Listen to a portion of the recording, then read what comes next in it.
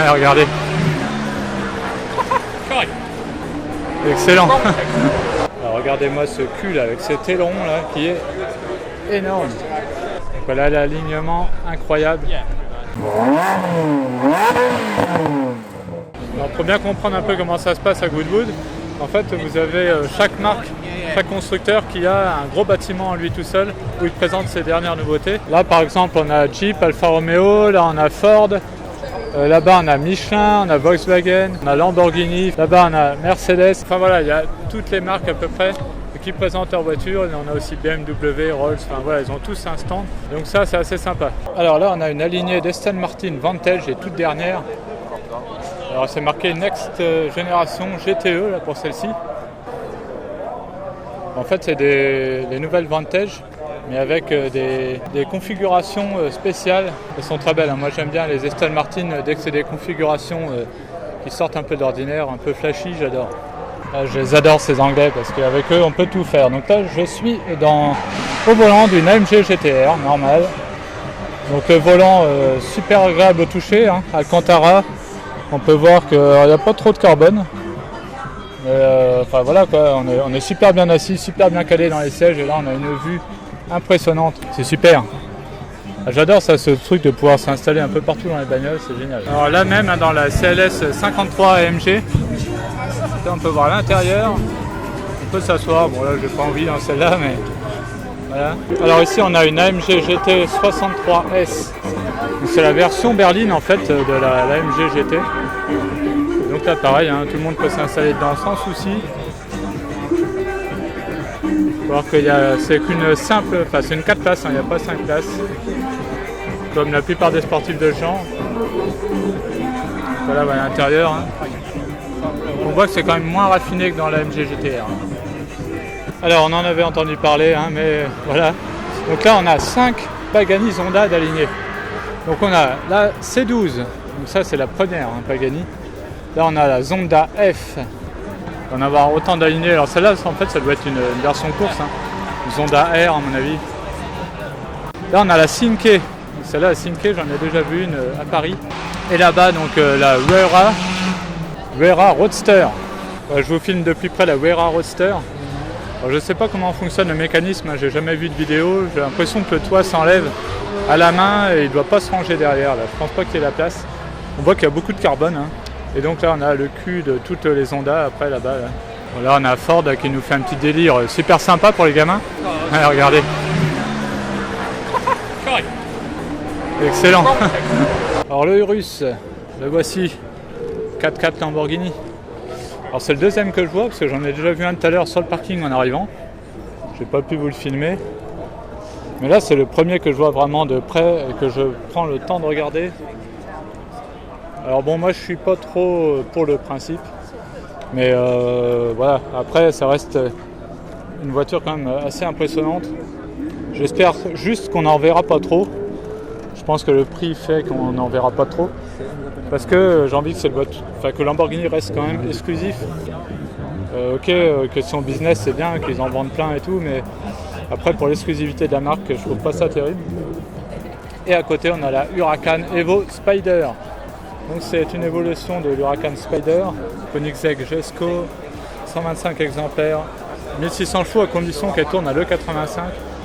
Puisque Koenigsegg était un des premiers à faire des supercars, des hypercars même qui tournent à l'E85 sans aucun souci et elles sont justement plus puissantes quand elles tournent à l'E85. Alors regardez-moi ce cul là, avec cet aileron là qui est énorme. Donc Jesko hein, pour la petite histoire, hein, c'est le prénom du père de Christian van Koenigsegg. En hommage à son père, il a nommé la voiture de son prénom, donc Jesko. Alors une marque anglaise aussi bien connue, un Ginetta, c'est un modèle.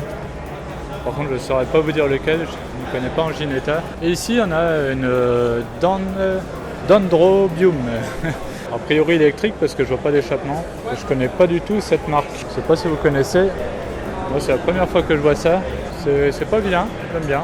Allez, on est sur le stand McLaren et là on peut voir une Senna en Lego. Je ne sais pas combien de pièces de Lego ils ont eu besoin pour faire ça, mais regardez, on peut même monter dedans. C'est excellent. Alors là, attention, très spécial, McLaren Speedtail. Donc c'est celle qui est censée prendre la relève de la McLaren F1. Donc comme la McLaren F1, le conducteur est au milieu et 2 passagers de chaque côté.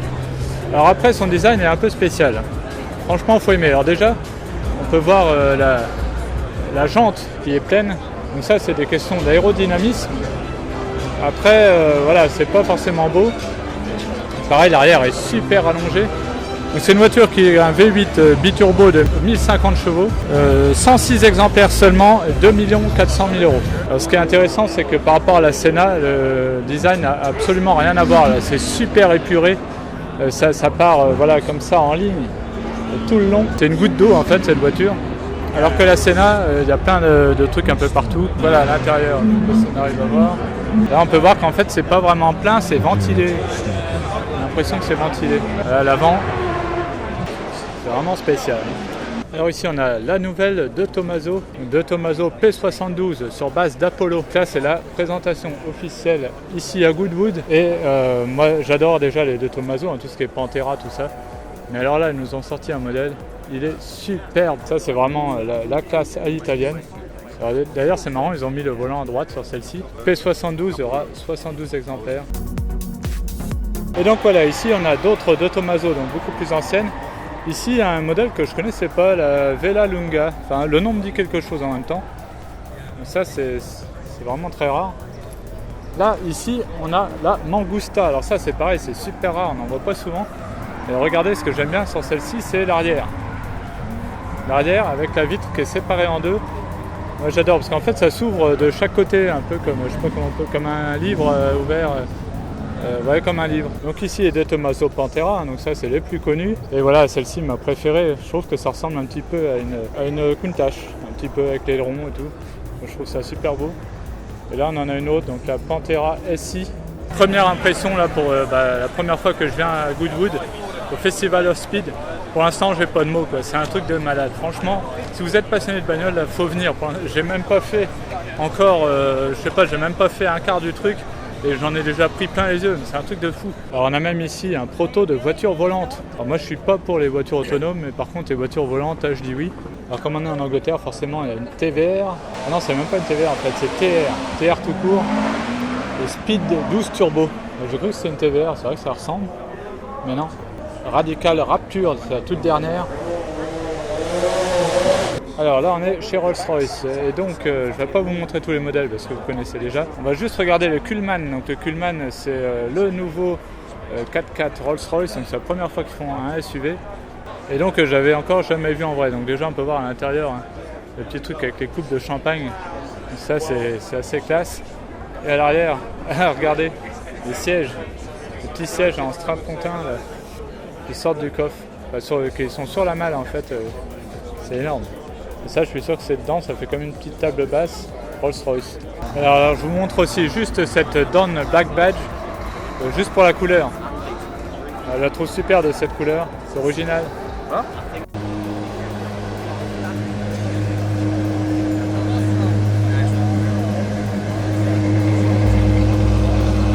Alors, voiture de course autonome.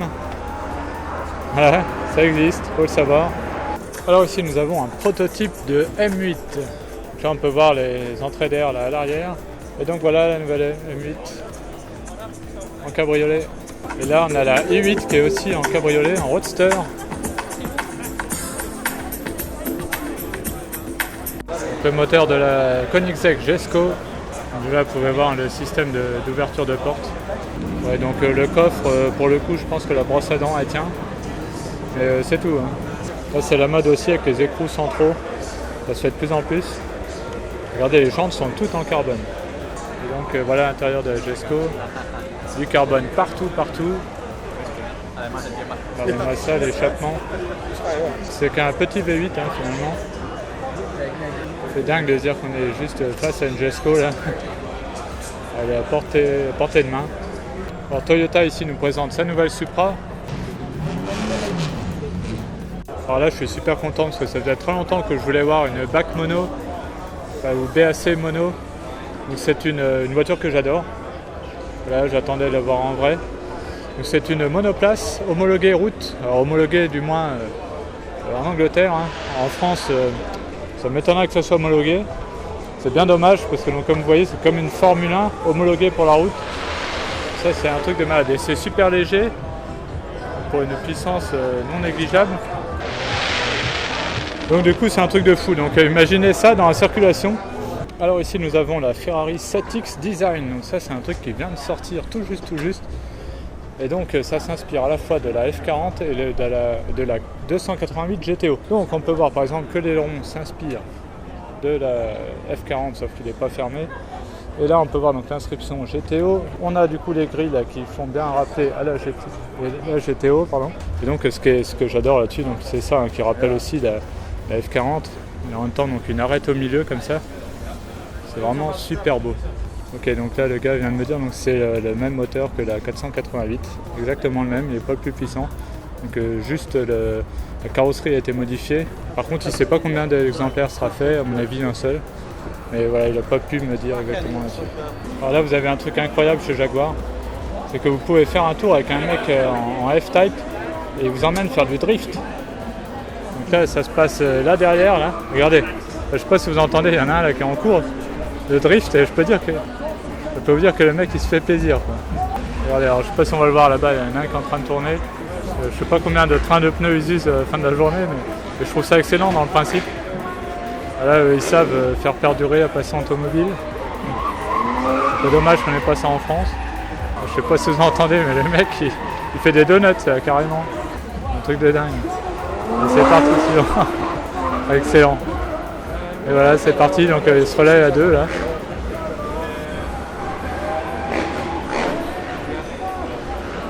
Alors ici nous avons le stand Ariel, donc avec l'Ariel Atom 4 ici. Donc voiture très légère, donc ça c'est la dernière version. Et donc là c'est pareil, c'est vraiment, c'est typiquement anglais. Je sais plus si j'en ai vu déjà immatriculé en France, ça doit peut-être se faire. Et Ariel fait aussi des buggy, donc là on en a un. Alors comme vous le savez sûrement, cette année c'est 100 ans de Bentley, et pour fêter ça, ils ont marqué le coup. Je vous montre ça. Donc là on a toute une place dans l'herbe où il y a plein de Bentley de tous les âges. Donc là on en a une très belle là, qui est énorme. C'est une 8 litres H Mulliner. Donc on a toutes les années, hein. Là on a 1930 ici. Ah celle-là, regardez comme elle est belle celle-ci. Wow. Ah, j'adore. Une voiture de ces années-là, il n'y avait aucune limite. C'est une Speed 6 Gurney Nutting. Alors regardez comme c'est élégant ces voitures. Hein. Oh. Donc là une Mark 4 Pininfarina, disons. C'est Pininfarina qui l'a dessinée celle-ci. Alors là j'en apprends une. Je ne savais pas que Pininfarina avait dessiné des Bentley. On en apprend tous les jours. Bah, c'est bien réussi. Là derrière on en a une qui est très belle également. Là, on a une S1 Continental. Continental, là on a une R-Type Parkward Dropfeed. Ok, donc celle-là c'est la 4 litres 1 quart pour être précis. Ambirico coupé. Ça, c'est vraiment très profilé et tout, c'est tout ce que j'aime ça. Après là on a une S3 Continental Dropfeed Mulliner Parkward. Et là on arrive dans les récentes avec la toute dernière Continental GT-C. C'est une édition by Mulliner celle-ci. Ah regardez, le petit 1 là dans la calandre.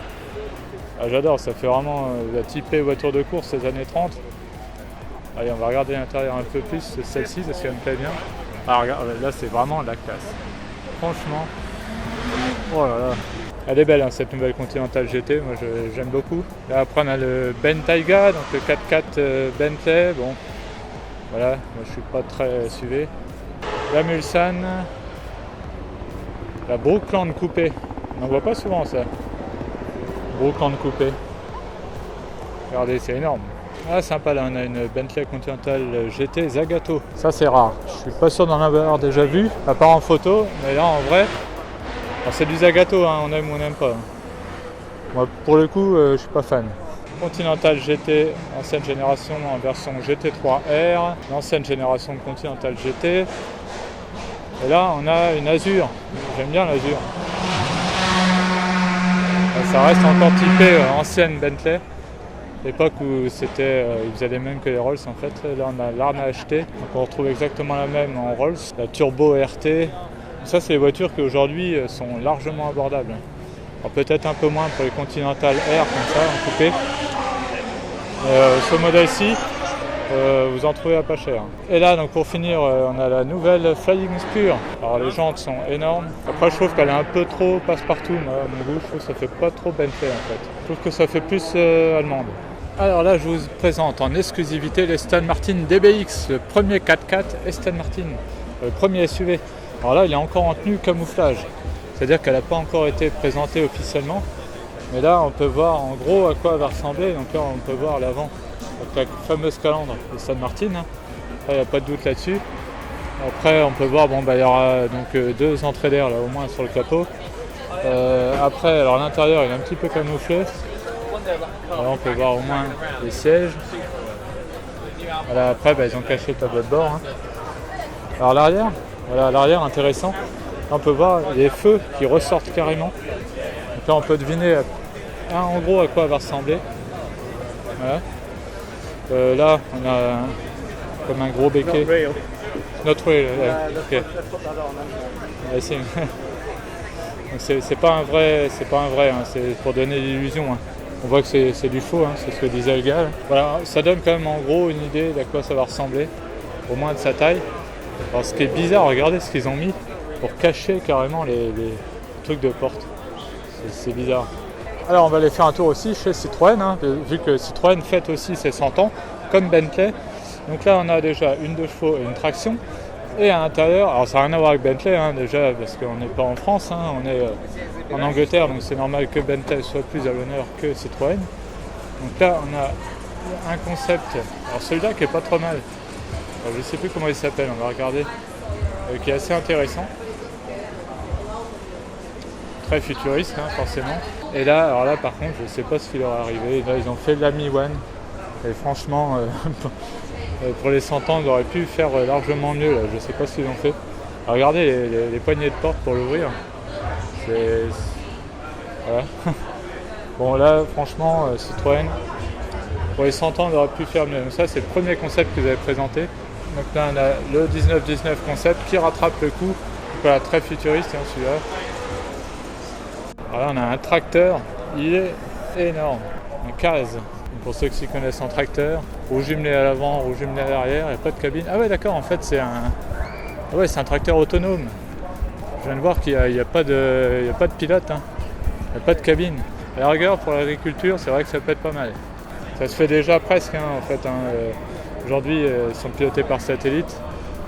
Alors regardez, il y a les gens à côté pour vous rendre compte un peu de la grosseur du truc. Alors vous avez sûrement entendu parler déjà de Polestar, donc la nouvelle marque. Et bien là on a donc la version coupée, la version berline ici. Des belles voitures, j'aime bien. La nouvelle Ford GT en version civilisée, homologuée route. Alors c'est le travail de l'aérodynamisme hein, qui est vraiment impressionnant sur cette voiture. Regardez là les passages pour l'air. Alors hier on avait déjà pas mal de Pagani ici, enfin, là au moins on en a une nouvelle, donc c'est la Barchetta.